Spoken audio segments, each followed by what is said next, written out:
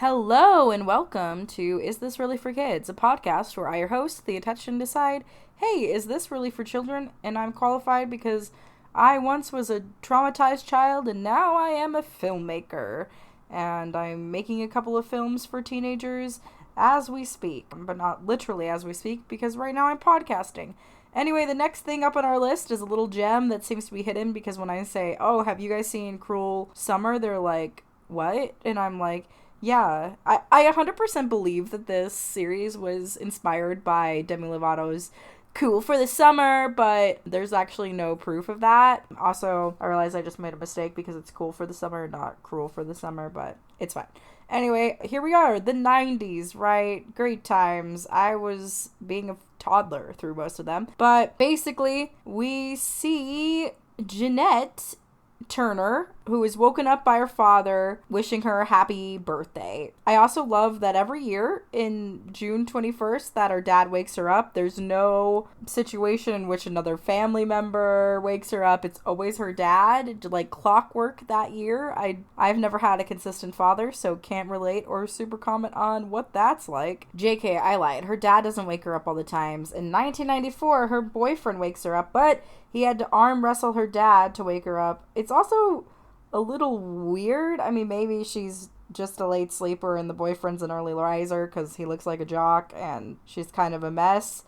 And then we've got 1995, where I was born, and her dad wakes her up and he's very angry and he says that the lawyer is here, which just sums up, I guess, the year that I exist in, you know? So in 1993, Jeanette is really nerdy. She's got the braces, the glasses. She's hanging out at the mall with her friends. And we see Kate with her boyfriend in 1993 making out in front of the kiosk, right? Kind of something that Jeanette doesn't have yet because here she feels like very much into girlhood and we see her kind of slam into womanhood.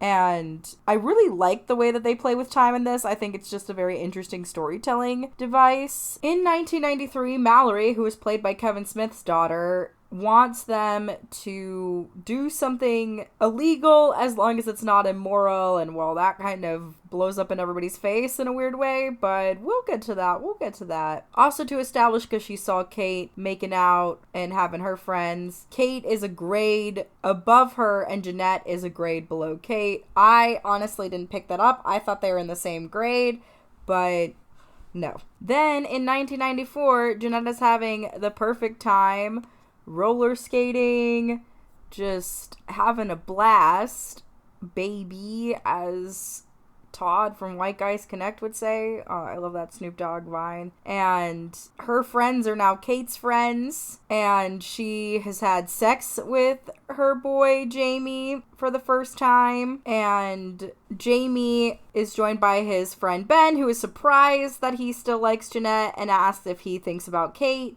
And Jamie is like, he claims that he doesn't think about Kate. And Ben asks if she thinks that Kate ran away, but Jamie is like, well, that's better than the alternative. But Jamie is really happy with Jeanette. And they really seem like it. Then here we are back in 1995, and Jeanette is watching, there's a lot of J names, I honestly just realized. So Jeanette is watching footage of the news where Kate is missing for 2 weeks. And then Mallory, who is a snake, honestly, I think, has like a 1994 news tape who she says that Jeanette is convincing overnight and Mallory tried to be a good influence, even though we just saw Mallory being a bad influence. So tisk tisk.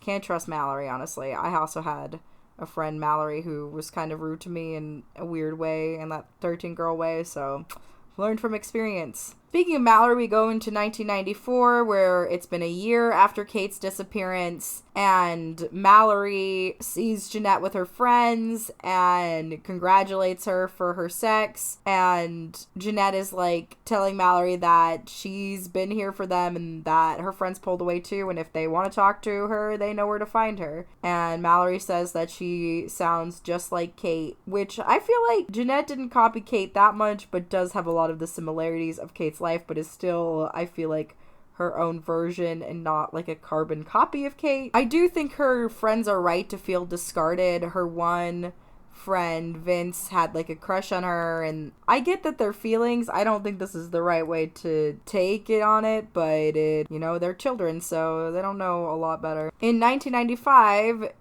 Jeanette gets a smoothie thrown at her, and people are calling her a psycho. They feel like the lawyer that is involved in the next case feels like she's not going to be likable. They want the jury to root for her, but Jeanette doesn't really give the impression that she's the wrong party. And there's like graffiti on the garage because people just hate Jeanette. I have a really hard time believing that they would turn so hard on this teenage girl, but it's the 90s, and I guess it's small town Texas, so what else can you expect? The National Enquirer did an article where they called her a Satan worshiper, and the governor of Texas called her a disgrace. Like, it feels like there's so many huge things that it kind of takes me out that this would happen to a person. Like, I don't know. I had a feeling really bad for Jeanette, and it's a journey. And Jeanette comes to the conclusion, which I think she's kind of felt her whole life, is that they don't want her to be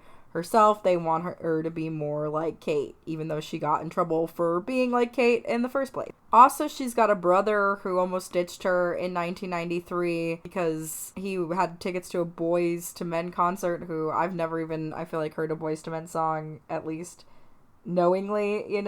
It's interesting because her mom and her brother aren't really around. Her dad is also dating a bartender in 1993. She's hot, but there seems to be like a cheating scandal that we don't really get full wind of in this season, to my memory, or it's just very barely taught. In 1994, there's a gunshot, which, like, welcome to Texas. I mean, even though you hear gunshots in California and LA all the time. And another important thing to discuss before we go about is in 1993, they find this, like, hide-and-seek house, and that principal, Martin Harris, has been in he lives in the hide-and-seek house that they've been doing, because I think Jeanette's dad is a realtor and has the keys and everything. At first, I thought that Mallory was the guilty one, but my boyfriend called it from the start and said that he thought the guilty one was the principal. But basically, Jeanette is the most hated person in the nation.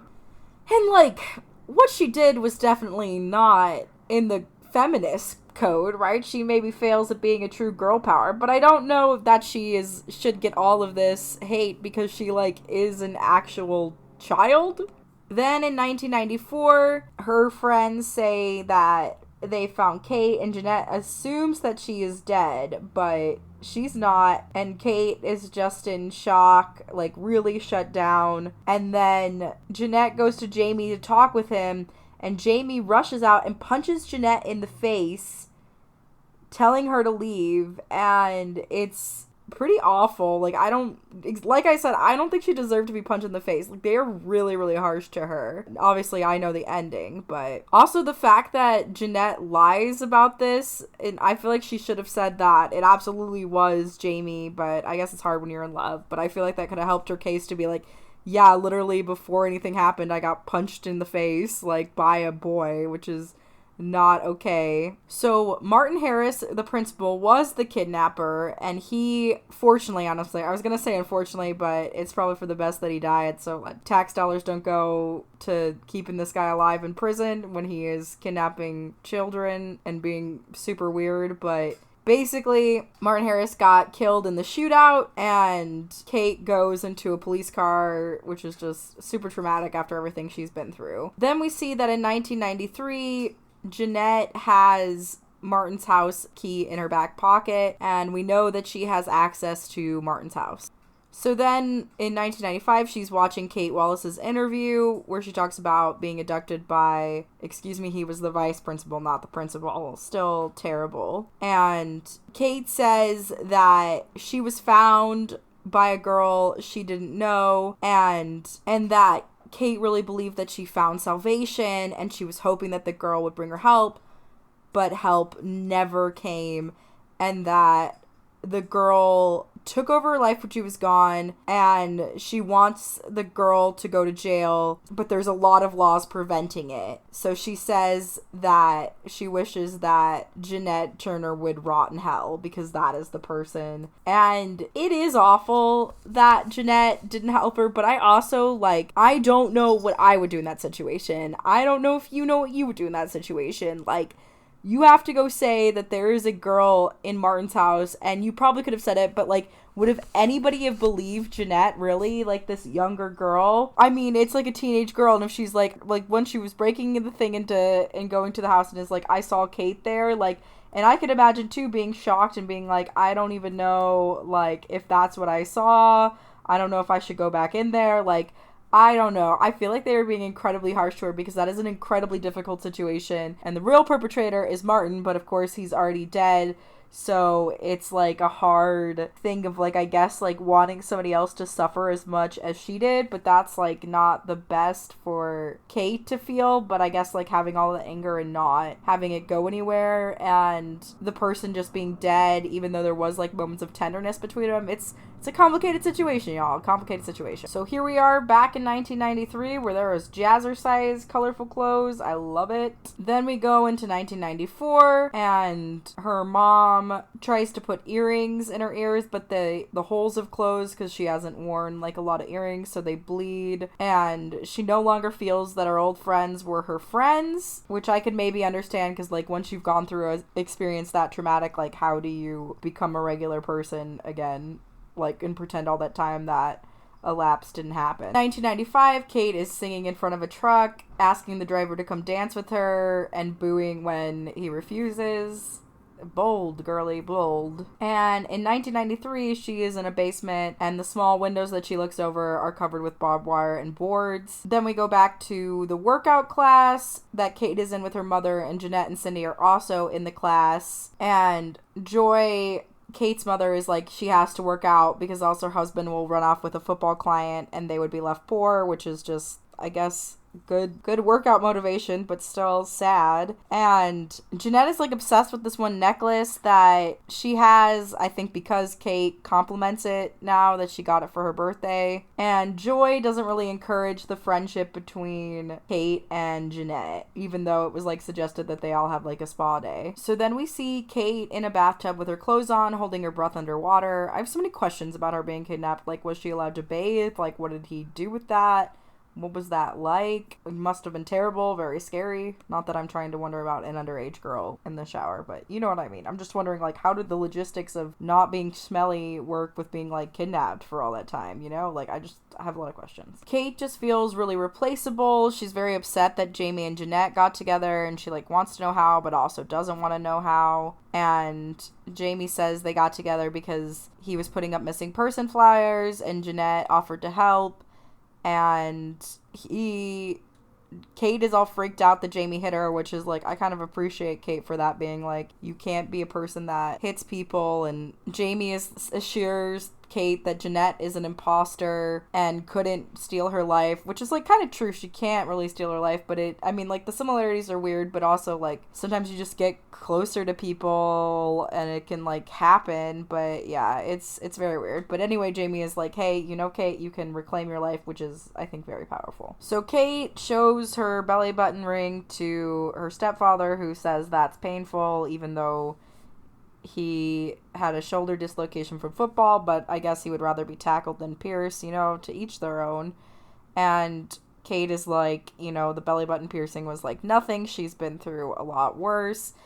And he's like, her mom is going to freak out when she sees it, but Kate wants that to happen. And Kate also skipped therapy because she's just tired of talking about what happened. Also, supposedly, Kate's mother said something really mean to her, and that's no good. And she had to think about it the whole time when she was away. So that is not amazeballs. Also, in 1993, she hears that her dad was, like, trying to cheat into this thing where people are spreading lies, essentially. essentially, of like, oh, they're like, yeah, I saw, somebody said that they saw Jeanette seeing Kate tied up to a wall, like chained to a wall, and Kate's like, I was never chained to a wall. And she's like spacing out, which is like a PTSD symptom. And Kate is really upset that her friends were best friends with Jeanette, and that is a little weird, but I also, like, I don't know that she could fully be upset because, like, she wasn't there and they didn't know at the time. So in 1993, this is where it gets a bit complicated, and I don't fully understand it because a little bit of it is politics, and my brain just tunes out because it is so frustrated with the system at this point in time. So basically, there's this woman Candace who's on the city council. Kate's mom says that Candace chased after Rod when he was in town, and Sydney also chased him, but Joy ended up snatching him up because she was a widow with a daughter.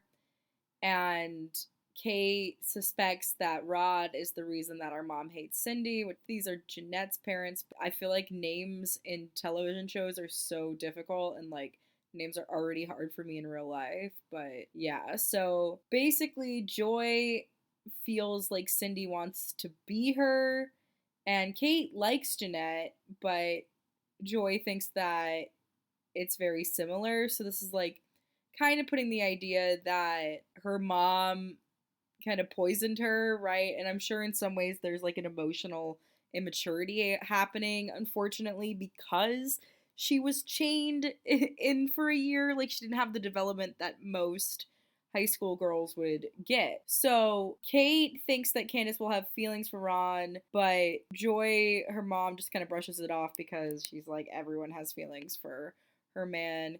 He's so hot. Then Martin Harris is an absolute creep watching her laugh with her friends. So in 1994, Jamie is like mad Kate's weird, even though that's like super unfair because she's been through a lot. Jeanette wants to talk with Jamie, but eventually agrees to talk to her. Ben is also a little worried that Jamie's gonna hit Jeanette again, but he is like promises that his words are gonna hurt more, which is just like this poor teenage girl, like, it just didn't deserve all this. So Ben doesn't know who to believe in 1995, and he does blame Jamie for what's happening, and I guess she's a little at fault, but she's not at fault. Like, I don't know. I feel like they don't have a lot to go on, but they're chugging with the story anyway. So Rod and Joy go to a party after Kate was just rescued, and Greg finds it strange. He drops Derek off, and as he's Jeanette's brother, everybody's kind of weird about him. But yeah, that would be really weird to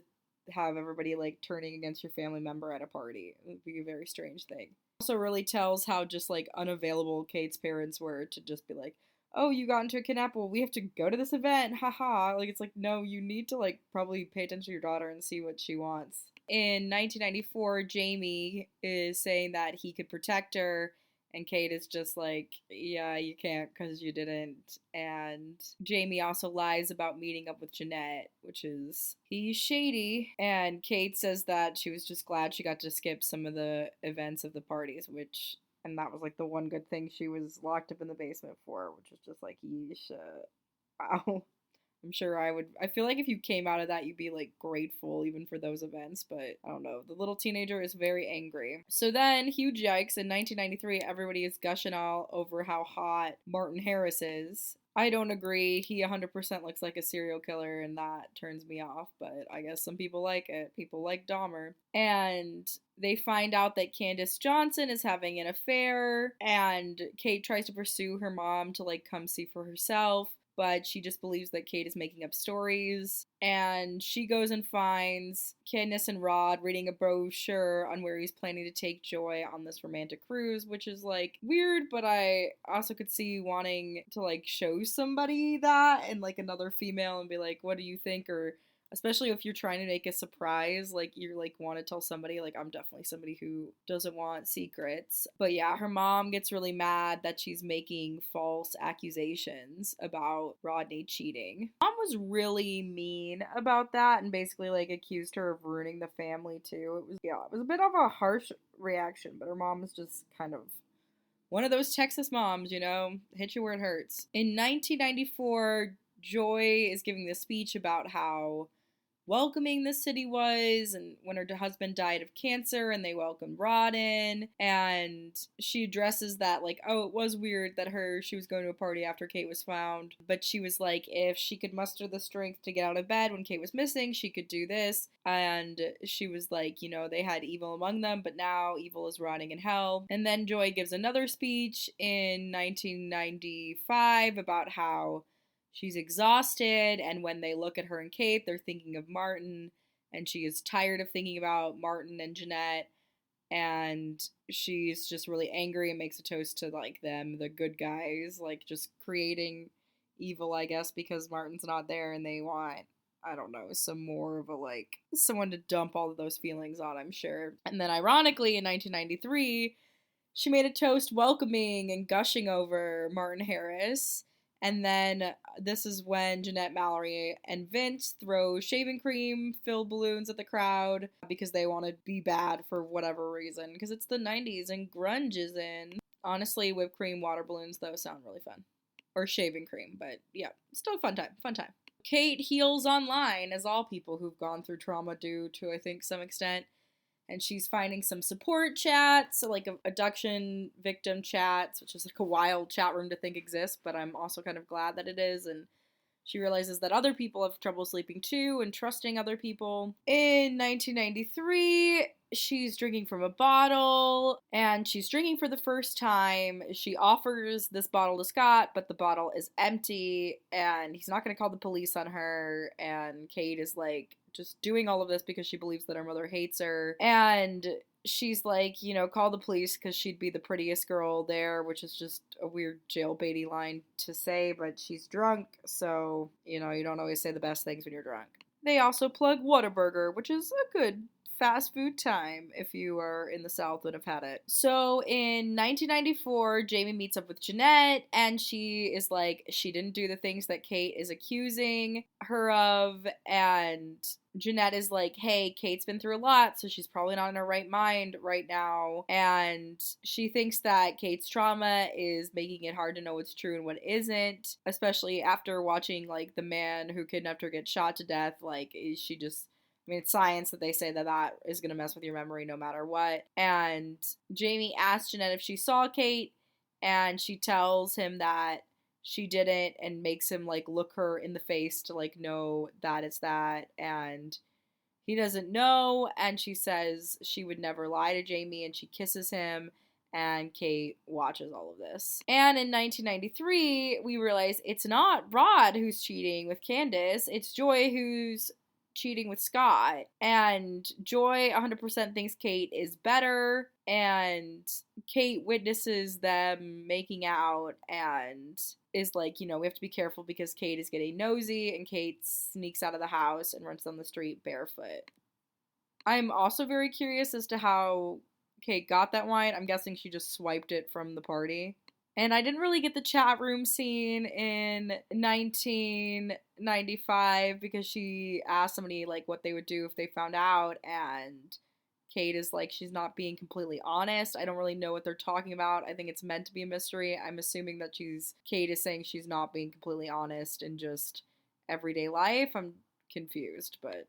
So in 1994, Kate is making a statement to the police, and she suspects that Jeanette saw her captive around December, but she never calendar or clock when she was locked up, which is just really hard to think about too. Like, how do you even know the passing of time? Just really terrible. And Kate presents the necklace as proof. Kate's mom is shocked by her piercing, and Kate brings up what the pastor told her when she was rescued, which is God only gives you what you can handle, which is just like, feels pretty trite. That doesn't feel like God giving her something either. That definitely feels like evil having won and then God prevailed, but yeesh, And also, Jeanette is suing Kate Wallace over defamation of character, which honestly, I think she should. I really do. So in 1993, Jeanette is not into contacts. A lot of people aren't. I don't super mind them. Now it's harder with my, like, eye thing to put them in my left eye because it's just like a whole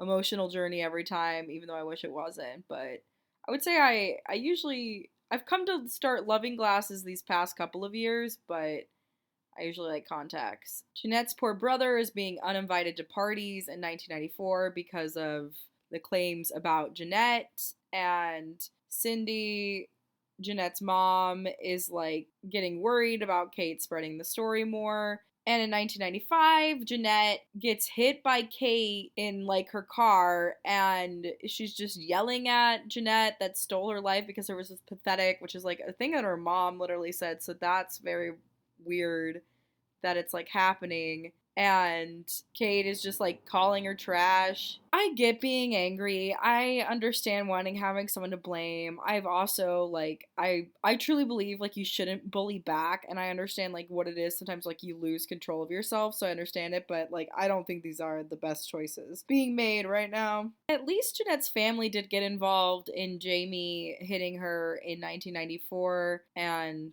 hey, for that Hispanic representation, yes, that's what my company's all about. But yeah, it's a little too late, but and yeah, everybody is problematic in this little town, but welcome to Texas. So in 1993, Mallory shows Jeanette and Vince some marijuana she stole from her mom, and Vince swiped some wine, and Jeanette stole her brother's dirty magazine. None of them smoked. They don't want to do weed wrong because they're all nervous because they've never done it. And then Jeanette and Vince are like, you know what, weed is probably over the line, so he's just burying it. And then they're like, no, let's just flush it. And so it appears as if she flushed it. ... I also love that they were like, we can't bury it, it might grow, and like the process for growing weed is so like particular, but all right, yeah. Poor Jeanette in 1995 is scrubbing the words slam pig after her car, which is a word that disparages women and is like another word for slut. And Greg is like, oh, that's wonderful, which is just really rough. To be honest, I'm ignoring Vince's storyline where he called it and is like he's nervous about his testimony, because Vince is honestly a very boring character to me, but is what it is, you know. Mallory had to go home because her mom couldn't find the remote. I don't know, has that happened to people where they finding the television is so important that they interrupt their children having fun times with their friends? Like, what's happening? And Mallory gets all mad that they flushed the pot because she feels like she's going to be grounded. So Jeanette is being questioned in 1994. They're not holding her. They don't have any evidence, so they can't really touch her. They threw away the necklace given by her ex-friend because there was like a falling out between them. But yeah, so the necklace, that Jeanette explains it away because she's like, she threw away the necklace after their falling out. And she was also notes that like there were several other necklaces that were the same. And Jeanette believes that Kate is lying because she was dating Jamie Henderson, Kate's ex, but I'm sure Kate didn't think that they would ever break up. While in 1995, Jeanette is practicing how to be more likable still to get people to believe her. And in 1994, Jeanette's mom is like, that was Jeanette's necklace and that Jeanette just lied to the police. And her father is just like, stop, you know, rumors are just spread by people who are bored with their lives. And Greg also explains, you know, that it was not okay for Jamie to hit her. And he says that they don't lie, but they're also not going to tell her mom because he thinks that her mom will freak out, which is a confusing message for a teenager. Then in 1994, Kate is looking for a movie and kind of has this exchange with Jeanette's old friends, and Vince is like, thinks that Kate's movie selection of Silence of the Lambs, Misery, and Groundhog Day are weird. But Mallory thinks that it's comforting to see monsters, which for me wouldn't work, but I guess maybe for Kate they do, and there were definitely less options in the 90s. Jeanette talks to her mom about flushing the weed, and her mom is like, hey, you know, sometimes you outgrow friends.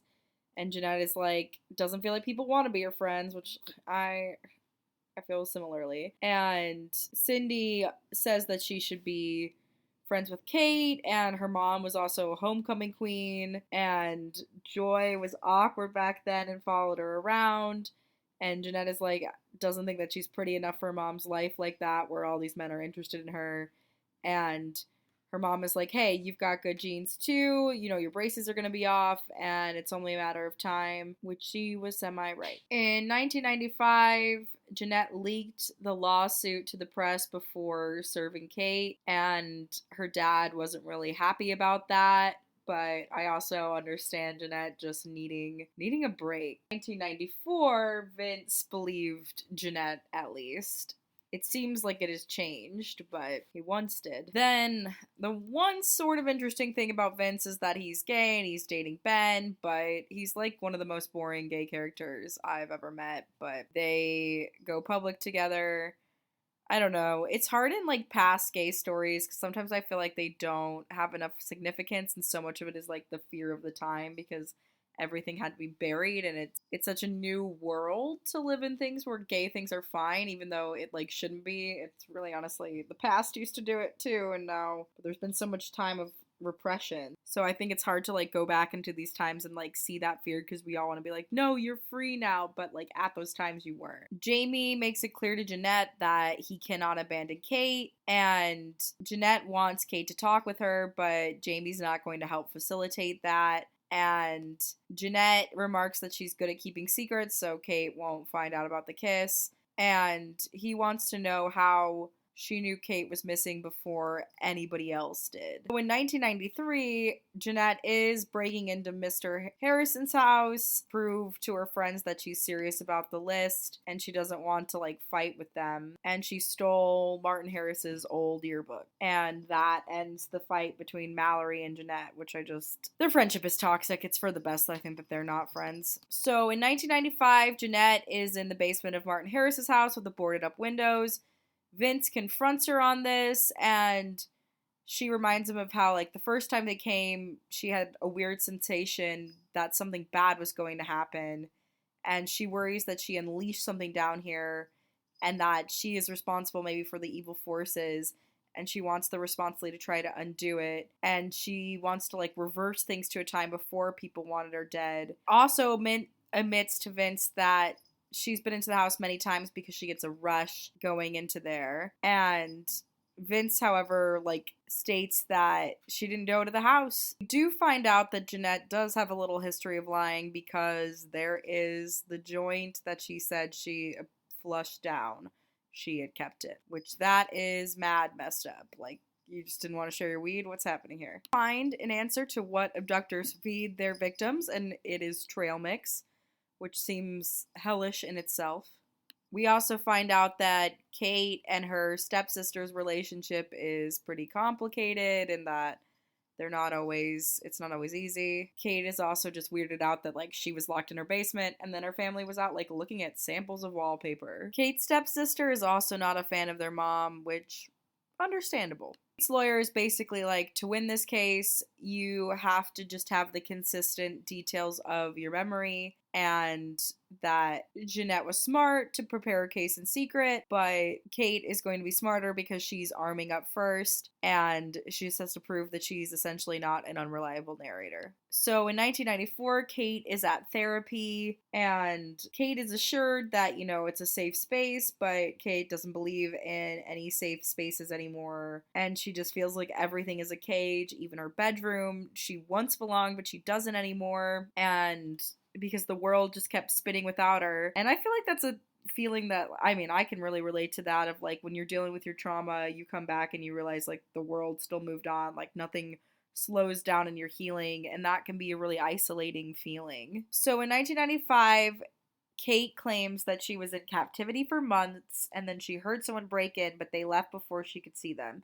But she had peered through the cages of the window, and she saw Jeanette fleeing the scene, and she is sure that they held eye contact. And her and Mallory are getting high in the bathroom after this because it's, I guess, just very stressful and not helping that memory in question, but I guess they got high after. But in terms of like, I don't know if that's a smart idea when you're on a legal case. 1995, there's a note on the door that has liar for Kate, so that's not the best, but also you get what you put out there in the world, In 1993, Joy, Kate's mother, has invited Martin Harris on their like shooting trip. They literally call him another shooter, which I think is just ironic. And Joy just did it because she was like, it's a thank you for escorting Kate back after the party. But it just, I don't know. provided a way for a predator to get closer. In 1994, Kate and Mallory, we find out why they became friends is because they're both in therapy. And Mallory is very like,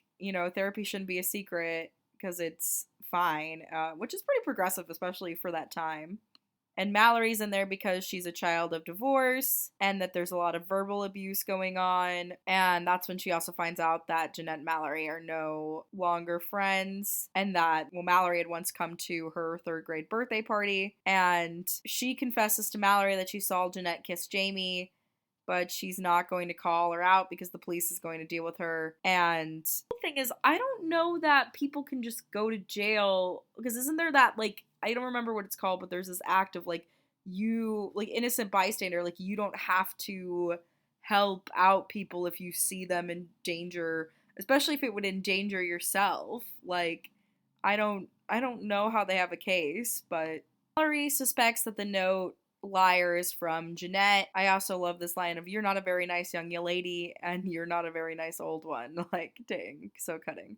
And poor Kate is under so much pressure because if they lose, they're going to lose everything, the house, their college fund. Mallory and Kate are also vegetarians. In 1993, Kate is opening up to Ash about thinking that her dad is having an affair, and she gets really upset because she's like, a rumor like that could ruin her dad, and they don't have the privilege of coming out looking like fine after a rumor like that because of probably like the racism. And she even accuses Kate's mother of like being a gold digger and the one stepping out and just is like over the whole sister thing.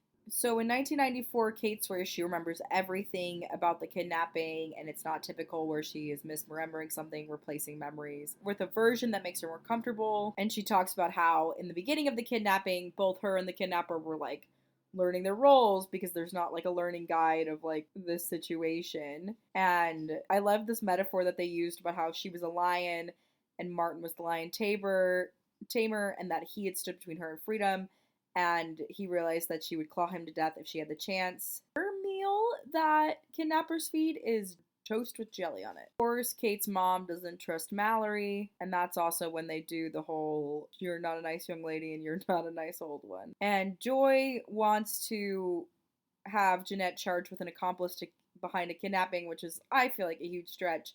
But either way, they don't have a case because the fingerprints are inconclusive about it. And they're like, we'll do a lie detector with Jeanette denying. And they're like, they don't want to do it, going after a teenage girl. And they feel like even the worst that they could do is community service.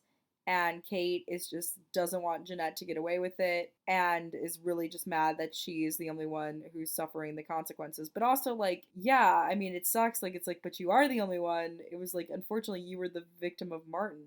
And in 1993, we go to this moment where she had bonded with Martin, the kidnapper, because he opened up about his dad committing suicide. And obviously, I think some trauma there. That is why he was kidnapping girls or just as, like, messed up in a way, because that is a lot to deal with as somebody who has a parent that I haven't had a parent that is successful with suicide. I mean, my dad, you could kind of stretch to it, but it's not that exactly. And yeah, it's a lot. It does a lot to your mind, but I mean, I'm not kidnapping girls, for one, so everybody responds to their mental illness differently. Also, it was pretty surprising how much Kate knew about stars. I don't even know that much about stars, but I guess I don't know much about anything. Mallory tells Kate that she's her favorite person, and she also believes that her mom wrote the letter of the liar.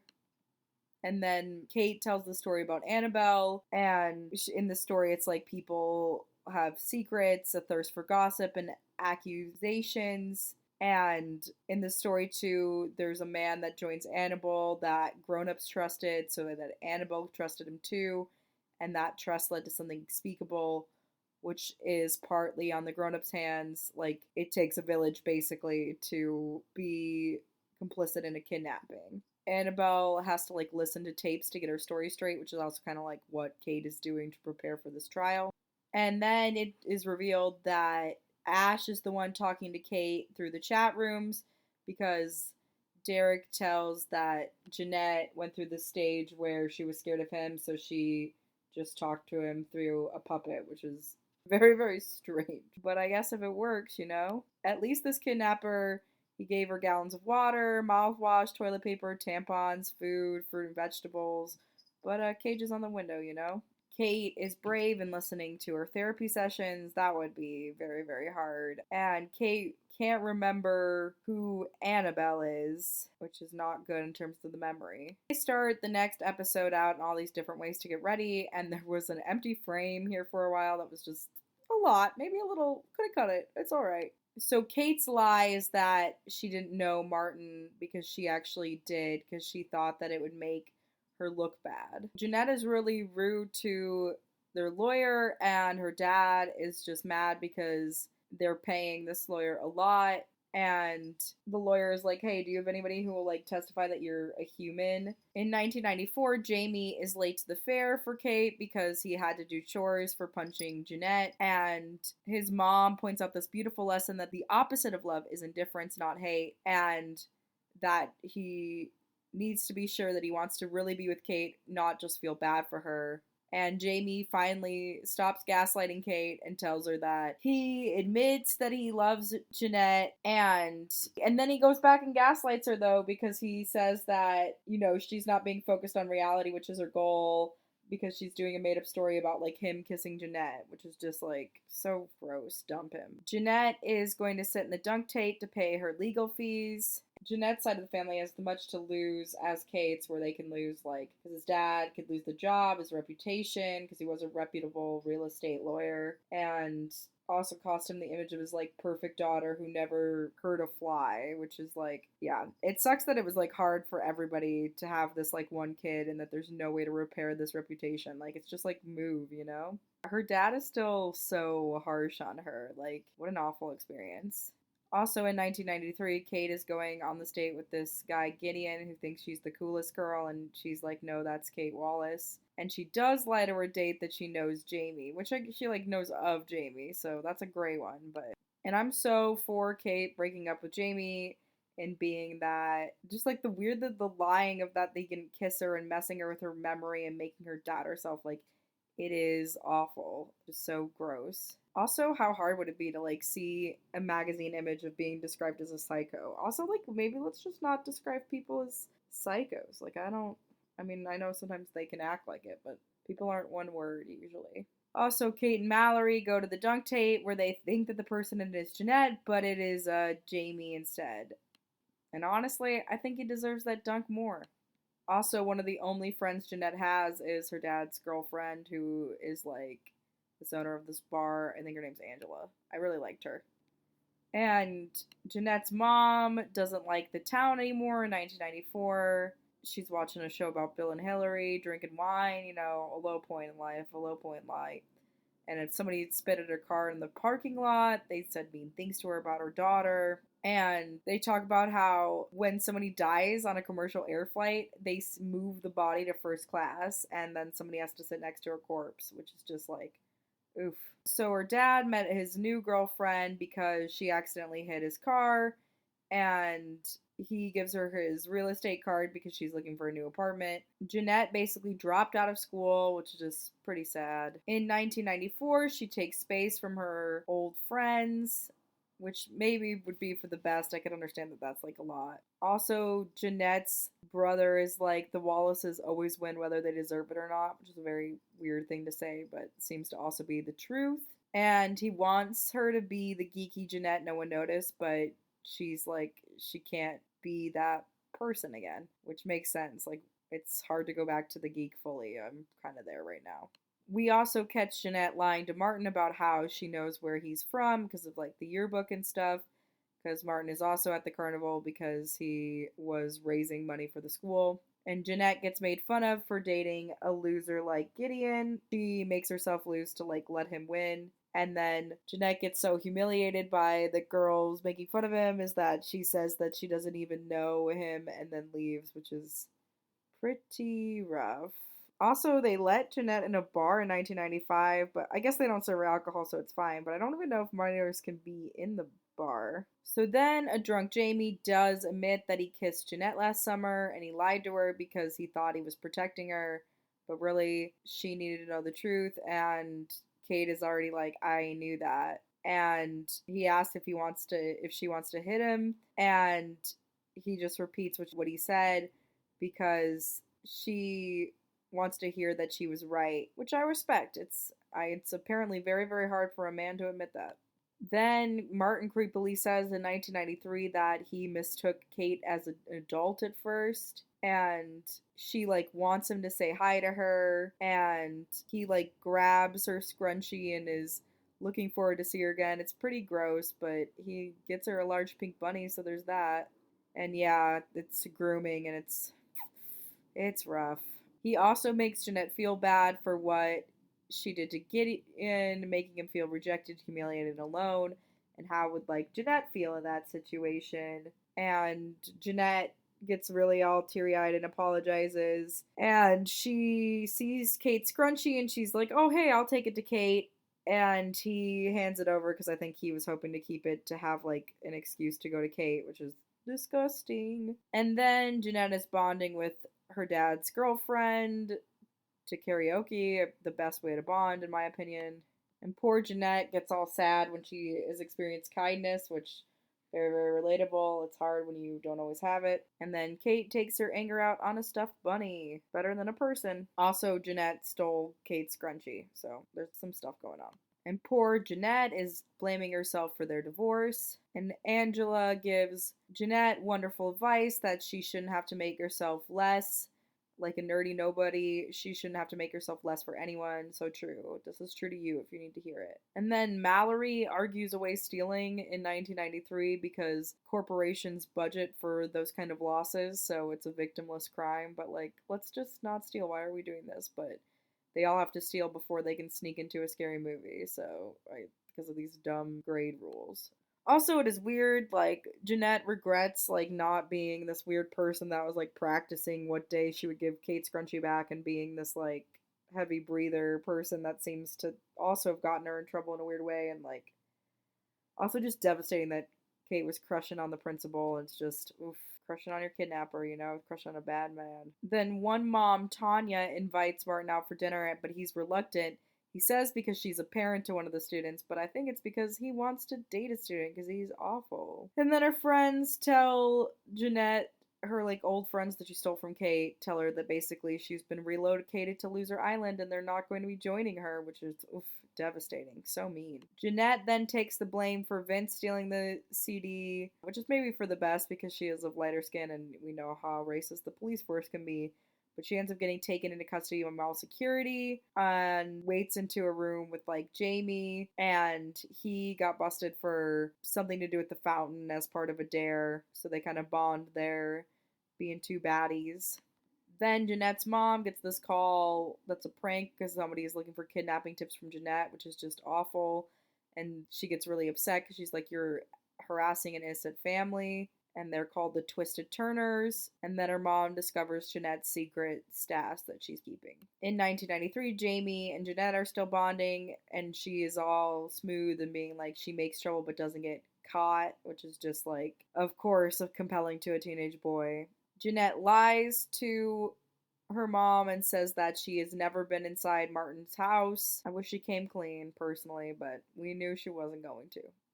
And even though Jeanette lied to her mom, she knows that with her motherly instinct and intuition, she knows that her daughter is lying, and they want to see if the key fits in Martin's house, but her dad is all worried of like what people would think if they saw him in broad daylight. Vince confronts Jeanette on pushing him away, and she just thought she would be best because she just felt like she ruined enough lives. Jeanette, also having the dopamine hit in 1993 when she was in Jamie, loves that she had this thrill of almost getting in trouble but not. Well, Vince is like done with all of it and kind of disappointed that Mallory like abandoned them. And Jeanette is also annoyed that Mallory constantly pressures them to do what she wants without backing down, which I agree, Mallory is problematic. We also give Jeanette some cool points because she's cool with Vincent being gay. Jeanette almost gets busted by Tanya and Martin, returning earlier than expected for drinks when she's breaking in the house. Then we catch that Tanya is lying that Martin was not aggressive with her when they were alone, because really in 1993 she was like very much into him, and she even admitted to him that her ex pays child support for her daughter, even though he's not the biological father. And Jeanette gets all mad when she sees this interview where Tanya is lying, because Jeanette burst out that, like, she's lying, and her friends that she stole from Kate are like, "You're you defending a pedophile?" When she's not. She's just like, "This is not true." And her old friend called her and her mom has-beens, which are just rough. So Tanya finds Jeanette in the house, which is not good for her case. But Jeanette pressures in Tanya by saying, like, "Hey, if you're gonna remark that you saw me, I'm going to tell about how what you're doing is illegal, about the paternity and some child support fraud." And the lawyer just doesn't want to know that Jeanette had anything to do with Tanya going back on her testimony. Then we see her mom in present day bonding with the dad's girlfriend, and we find out that Jeanette really blames her mom for the separation, and her and Angela kind of bond over a drink and catching up on Jeanette. And Jeanette's mom wanted to be a flight attendant and fly the skies as a career, and that she's kind of thinking of pursuing this dream. And Cindy opens up more to Angela about how she made all these sacrifices, that she felt like she was disappearing, and she wanted to break the cycle to leave a different blueprint for her daughter. And Angela is really supportive of that. Like, she's like, "I own a bar."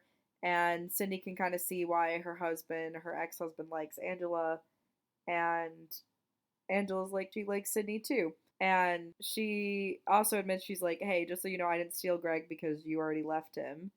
And Sydney thinks that that's amusing, that that's the version that Greg told Angela. And Sydney goes in about her dream in the past in 1994 to her husband about how he thought it was unrealistic to travel while they were raising kids, and she was just like, she hadn't been loud enough about her desire, and is feeling like she pushed Jeanette to blossom but never showed her how, which is why Jeanette made all these mistakes. And she's getting mad that she needs proof for her husband to take her seriously, that she believes that the key is to Martin's house that Jeanette has. And we also find out that she had it confirmed that it is Martin's house, and that her dad also learns that it is the key to Martin's house that their daughter has. Hard yikes. So Kate admits that she's struggling with food because Martin used it to control her.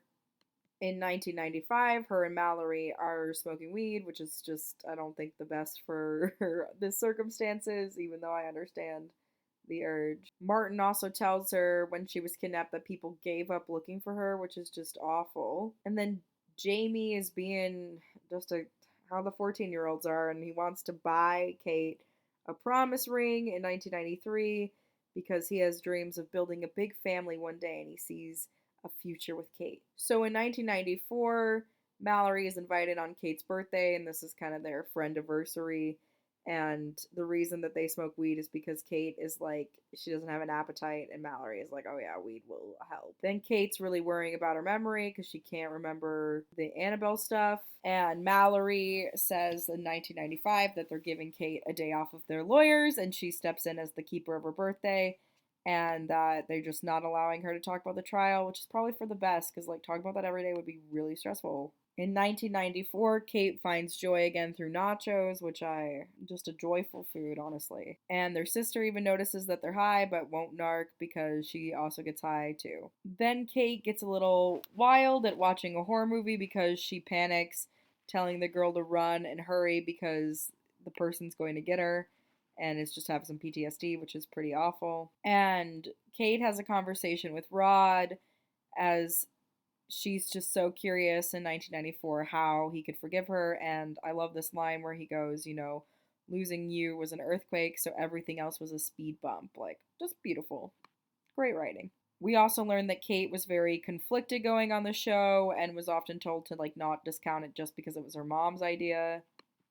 We also find out that there was another teen from Widow Falls that had a near miss with Martin before he moved to Skyland, their town. We also learned that Martin had told Kate about this teen girl and that it wasn't anything special, that he would just help the girl after class, which is just like something a awful person would say, like, you know, always like downplay it. They always do. Then in 1993 we have Jamie being an utter buffoon again because he's like so drunk, he's like spilled stuff on Kate's dress and gets all mad when his promise ring wasn't the favorite present, and ugh. And she also just like says that, oh yeah, it's my dream to have a big family and a big house too, haha, like, but it's not really her dream. So Kate and Mallory go to the roller rink because Mallory works there and could put out that it's closed for maintenance, and so they have a good time skating, which is honestly necessary, even though both of them suck a little bit. So Martin helps give Kate a ride, and Kate always worries that her mom is going to be mad because she broke the rules, and Joy has all these high expectations of her, even though Joy breaks her own expectations herself. And her mom assumes that Kate was drinking because she smells of booze because Jamie spilled it on her, and so she like lies and says that Kate had food poisoning and that's why she was late. And Kate just like points out to her mom that she doesn't have the honesty problem, her mom does. And Kate gets so mad she admits to Rod that she saw Joy kissing Scott Jones, and her mom accuses Kate of lying for attention again, which is very ironic in this whole case. I feel like this case is so much about Kate and her mom more than about Jeanette. Her mom even like slapped her. It's pretty awful. The mom smacked her after calling her a bitch, but first screamed that she was a brat. So yeah, we're seeing that kind of liar dynamic of like, oh, don't do what I do, but you're like compelled to as a child to almost mimic your parents and then getting punished for it even though that's what they want you to do. Narcissist, man, narcissist. Joy feels no guilt too because she's just like, she will discipline how she sees fit, and it's just awful. And then we find out that it really was Joy who wrote liar on the door because Mallory had found it in the printer. I guess Mallory and Derek have a thing together in 1994 at least. It turns out Joyce too is jealous because she's forgiven Rod and she's mad at Joyce for making her be obedient and letting her get to know this bad guy and urging her to go on the show, to which she got sued for. I 100% believe that Kate has a point in being mad at her mom for raising her to be trusting, obedient, and punishing her, because then it's like people like Martin take advantage of her. And her mom is like, denies that she should be mad about getting sued because Kate went off script, so it's on her fault. And Kate is just like, she's not a puppet. And Joy said that she wrote the letter because she believed that Kate needs a bad guy to motivate her, and she wanted her to take the lawsuit seriously. And she apologizes Kate for not protecting her from Martin Harris, which is big of her, and promises that she will die trying to protect her from everything else, even if Kate hates her for it. So Kate's mom is basically verbally abusing her and calling her predictable and boring and tacky, which drives her straight into the vice principal's house, Martin's, because she just wanted to run away from her mom. Martin, because he's such the worst, tries to blame it on Kate of like why she's down there because she was like calling him names and saying that he was sick. And it's just like, dude, wake up, you know? Derek gets the transcripts from Kate's like chat room in being a good brother. And in the transcripts, it's revealed that Kate went to Martin's willingly, which changes a lot. So in 1994, Jeanette's dad confronts her about the key, and she insists that she only used it once, which is, she's lying. And then she says, you know, it was for the list last summer, and he's like, I could have been fired for this, and she could have been fired for theft. But she still insists that she never went to the house, and he wants to make her tell the police after school more of the truth. So, in Kate going to the house willingly, it is all demonstrating that she can bend the truth. In 1993, Mallory is like judging her for carrying around Kate's scrunchie, which is like a little weird. And Jeanette's still mad at her mom, even though she got a necklace from Paris. And her mom is like, well, let's travel together, but Jeanette is going to go for her GED. And Jeanette says that she doesn't hate her though. And her mom is also saying like, hey, you know, maybe you shouldn't sue a kidnapping victim. And Jeanette is like so mad that she's on Kate's side, and her mom is just like, this is a lose-lose situation, which I think in a way, yeah. And her mom goes on about her dad, but Jeanette stops her because he's like, hey, you know, my dad might not be perfect, but he stayed, which was dang, you know. What can you say to that? You know, she got a point. Jamie tries to get a job at Angela's bar, but he has a record, so he can't work with cash and alcohol. In 1993, Ben and Vince got together because they both bonded over their mother dying. Ben's mom died of cancer and had the stress of just like every day wondering if that's the day that she dies, and then it didn't come for a whole year. And then Vince's mom died in a car accident and she was dead hours before he knew. And he tries to remember those hours where he didn't know his world was upside down. And Vince is like, the last thing that she said to me was the request for string cheese. And Ben says that he did want to be brave enough to tell her, but he didn't. And he told her he loved her, and then that was it, which is, that's hard. I mean, I don't think you need to know the owing, and like, I sort of believe in angels, or that the death can maybe watch what's going on, and maybe that's silly because I also believe that when we die, there's utter blackness, but I need that because I'm so exhausted by life. But yeah, I feel like it's weird sometimes that you want that acceptance from parents. I guess I have had to like not have it in my life so much that I just stop wanting it. Jamie does apologize for punching Jeanette and says he regrets it every day of his life. And he got caught up in this macho protective thing, which was dumb. And he thought that he was defending Kate. And yeah, I'm happy for him not to apologize. That's at least big. It's like came a year too late. But like, yeah, men really do struggle with being macho, and they're suffering, you know? They're just suffering. Then we have this gross scene in 1993 where Martin lies to Kate's mom's face about where Kate is when he knows, and it's just, oh, yuck. Yuck as a person. Also, he talks her out of going to the police so that it can be private and quiet, and he doesn't want the police to think she's negligent. Super, super gross. Also, this is how Jeanette knew that Kate was missing, because she overhears this conversation between Martin and Joy. And Jeanette is like, volunteers to Kate's mom and says that she's Kate's friend, even though her mom does not believe that, and is like, I'm here if you need anything. And Kate's mom is like, what would I ever need from you? Which is maybe her to not sue your daughter, you know? But that's in the future. Angela gets over her barriers because she's worried that Greg and Sydney should be together, but Greg is like, you know, our marriage never felt right. Not how he feels with Angela, and they kiss if you wanted them together. It just kind of felt like they were already together and there was nothing we could do as an audience to influence it, but alright. So then Mallory does this thing, which is just stupid, where they're putting in this prank video of like their favorite teacher doing silly things, and he was on video from his home in that morning, and he makes her take it off because he's stolen a child, you know? And Mallory gets all mad that Jeanette abandoned her, and Jeanette is like, but wait, there's stuff about Kate. And she's just like, Mallory's like, well, Kate is awful, you know, and out of your league. And Jeanette gets all mad about that. Vince lies that a teacher came, so he had to run off, and doesn't tell about how he was like bonding with his crush.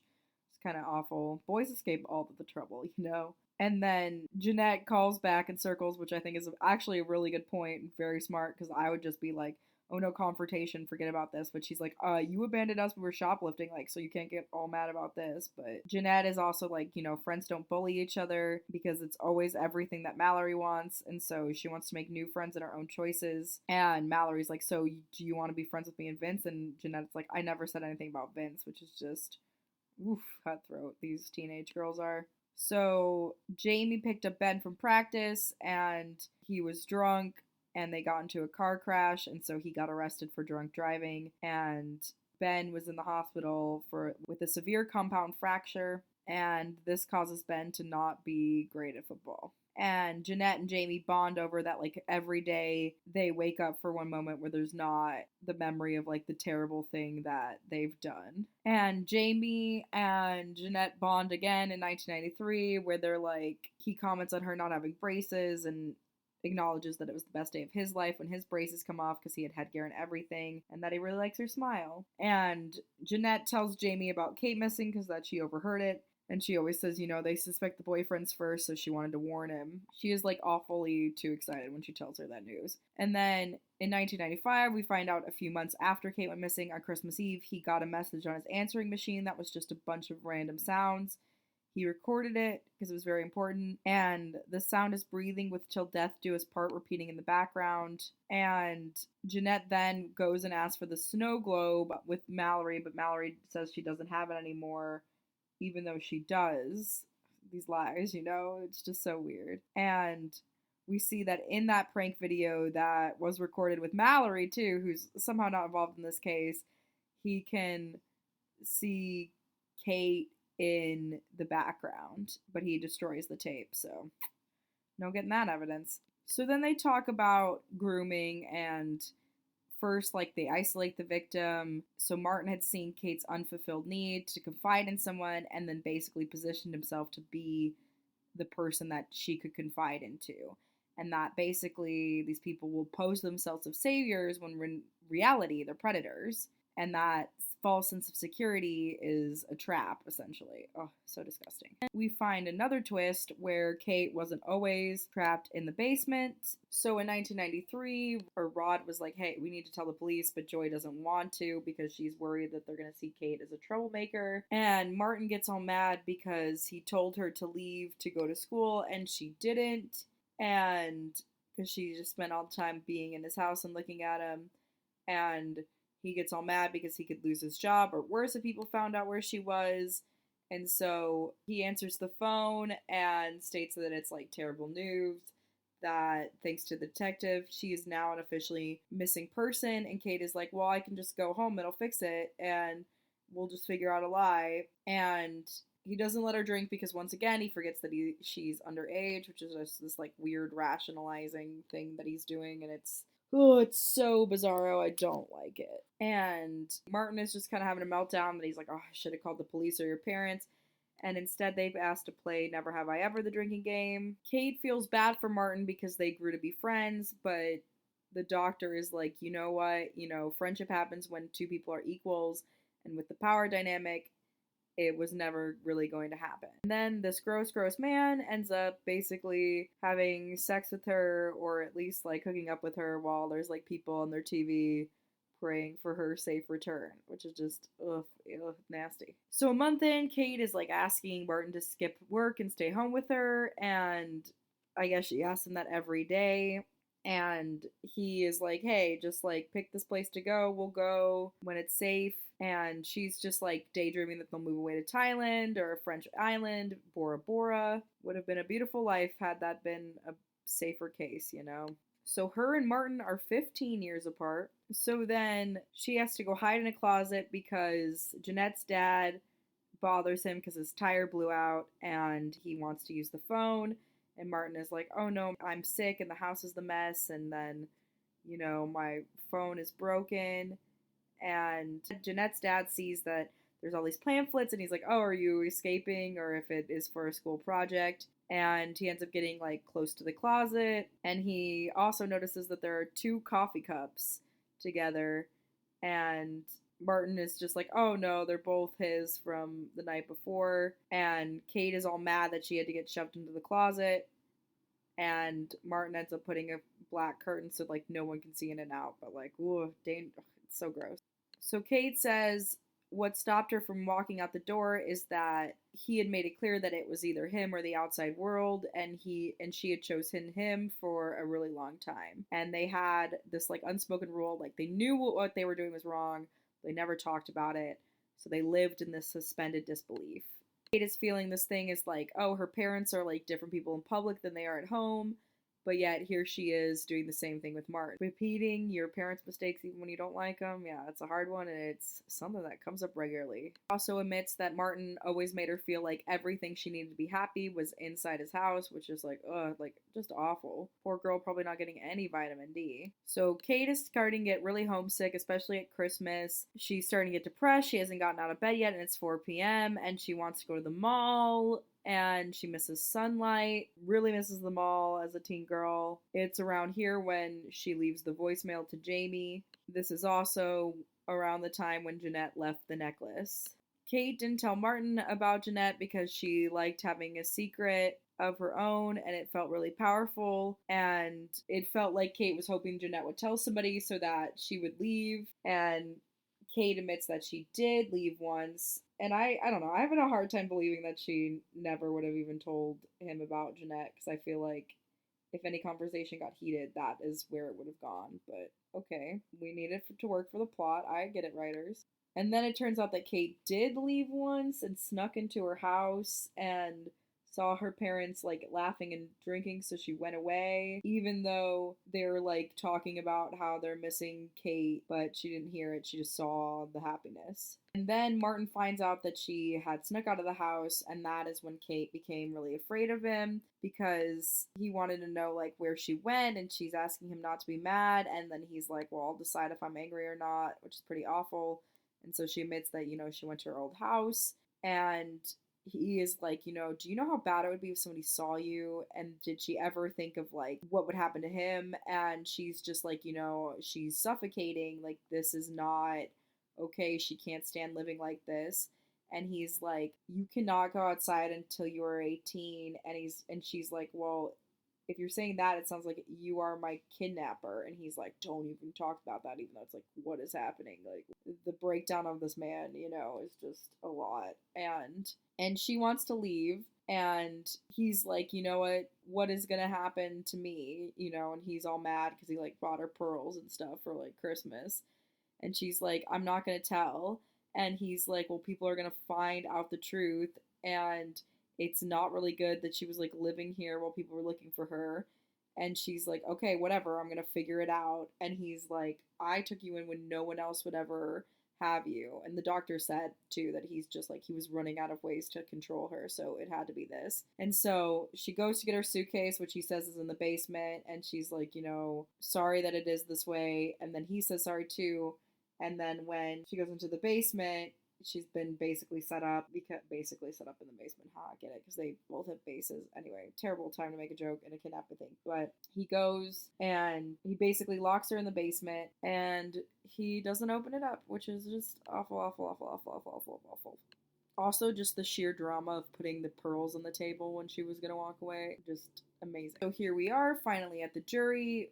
We acknowledge that Kate's actions cost Jeanette lifelong wealth and ramifications, and that Kate spread misinformation willingly, and the jury doesn't have to pick sides, but to pick the truth. We go back in time when Kate was on the news saying the story, and Jeanette's dad is like, she legally cannot name her, but she did. But Kate didn't really care about breaking the law just because of after everything that had happened to her. This is when Jeanette cuts her hair, and I'm always curious about how they do haircut scenes. Like, I'm assuming it's wigs. Is it the real hair and they just get it in that shot and everything just has to be set up to be good? I don't know. I'm just very curious. I also love that Kate's like AIM screen name is Trauma Rama. Like, amazing. Kate also lies under oath about how Martin took her. Like, she says that he drugged the soda, and she passed out and woke up in a basement. And it is what she said to the police, but it's not the truth. And then they release the chat log, and the chat log admits that she went willingly into Martin's house. And it ends up being a huge blow to Kate's case because she wasn't honest. And they find out how, like, they found the chat is because Ashley is the other person she was talking to. Kate feels really betrayed. I hate when people pretend to not be someone they are personally, as just like a Capricorn and everything that I am.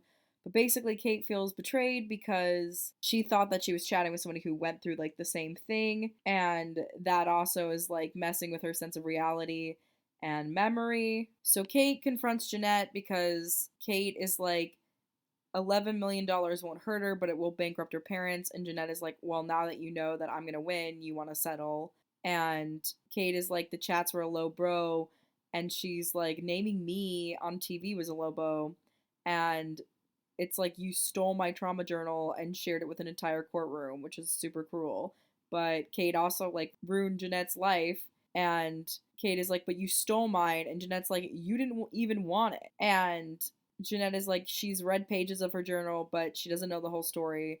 But she does know that Kate is lucky that things were buried with Martin Harris, which is like, man, it's a chilling conversation. Kate thinks Jeanette left her in hell just so she could keep Jamie. And Jeanette admits to sneaking into the house, but she promises that she didn't go to the basement. And she swears Jeanette saw her, but Jeanette says she didn't. The night Jeanette broke in, Kate was home alone, messing with the snow globe. And she thought it was Kate, but she couldn't be sure because it didn't really make sense till later. And to Jeanette's defense, Kate was like hiding, she just didn't know what was happening because she wasn't kidnapped really that. And she like was, but wasn't in a severe situation as she ended up being. And then they realized that the bike that is being described is not Jeanette's bike, but Mallory's. And Jeanette also realizes that Mallory saw her, which is just, oof, can't trust Mallory. And Jeanette says that the figure that you were seeing is not her, but Mallory. And Kate finally apologized to Jeanette because she truly thought she was right. So Jeanette and Kate go to the basement to try to unlock Kate's memories. So in the basement, there's a blood stain, which is very creepy. And Kate admits that the night before the rescue, Martin had come downstairs and she thinks that he had worked up the courage to kill her. So Martin reveals that the police came to his house and that there's only a matter of time before they come back with a search warrant. And he introduces Kate to Annabelle, which is the gun that his father used, which is super sick. And Kate is like begging him not to kill her. And he says, go live your life and see the world as you wanted, and know that she was truly loved by him. And he tells her goodbye and puts the gun to his head, which really scares her. And then he lowers the gun before dropping it to the floor. And then he just like freaks out. And then Kate picks up the gun and points it at him. And Martin is then like, wait, we'll find a way. But then Kate shoots Martin and she cries. And she sat with him because she was very just in shock. And she was guilty for loving him and hating him at the same time and then killing him, which is just really rough. And then in the morning, she calls the police, and I guess they presume that he died in a shootout because of his injuries, but really it was Kate. That's pretty rough. And Jeanette remembers hearing the gunshot. I also don't know if I buy all of this because wouldn't her fingerprints be on the gun? Hello?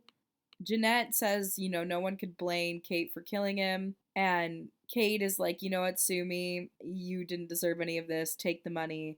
And Jeanette is like, it's not the money. She just wanted to feel like what it was like to be Kate, to be popular, beautiful, and enough. She just wanted to know what that felt like. Like, same. But it don't always happen for us, Jeanette. So then Kate admits that Jeanette didn't see her, and that Jeanette is not a monster that she made her out to be, and that she's not a victim, and the reporters turn. The press is really mean. Kate is really upset with Mallory, who befriended her, didn't say anything. And Mallory is like, I saw a woman living freely, not in a basement, and she had thought that it was Martin's girlfriend or sister. And Kate is like, well, you're half right. And it was like, Mallory is like, it doesn't really make sense for a missing girl to make a call.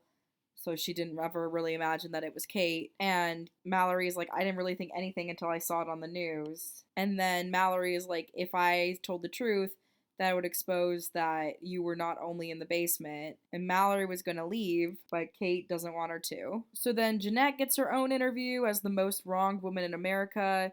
She's called an inspiration. And Jeanette is just like, I'm just happy the truth is revealed. And then Mallory is like, you know what? Jeanette's still creepy. And Kate is like, whatever. The creep is innocent. And Jeanette says, she wasn't interested in the money. She walked away from an $11 million suit.